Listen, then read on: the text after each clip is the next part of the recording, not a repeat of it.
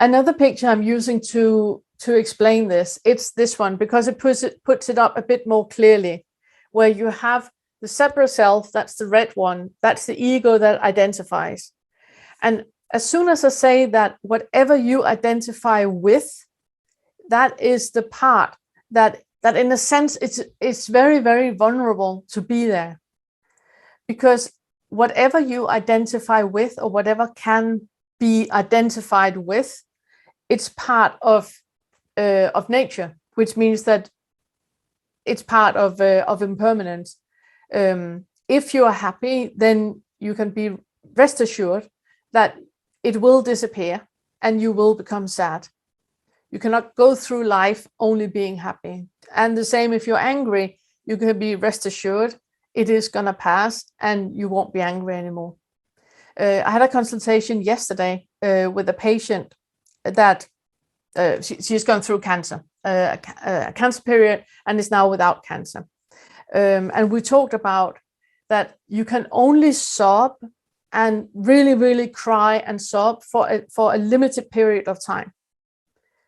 However, if you don't want to cry and you don't want to sob because you want your family to see you as strong and you don't want them to be concerned, then you're putting a lid on it. And that you can walk around in for the longest time. So you can walk around with an intense feeling of having tears coming up all the time.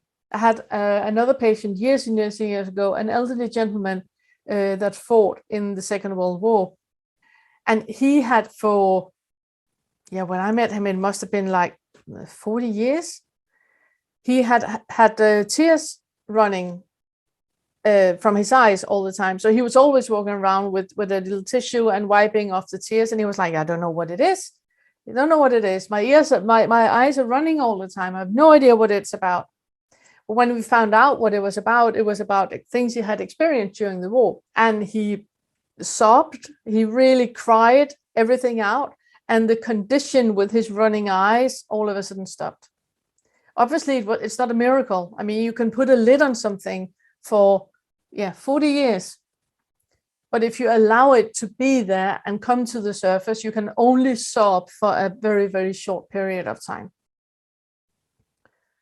But to be able to do that, you need to acknowledge the non-identifying.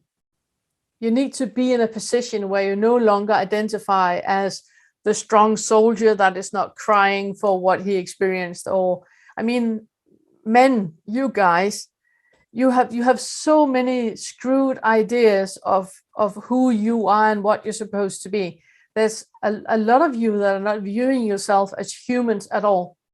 And you put a lid on a lot of things, which just, if you allow it to come to the surface and you allow it to be there, then you create space for it. And all of a sudden it's not in a pressure cooker anymore. But to be able to do that, you need to be in a position where you no longer identify.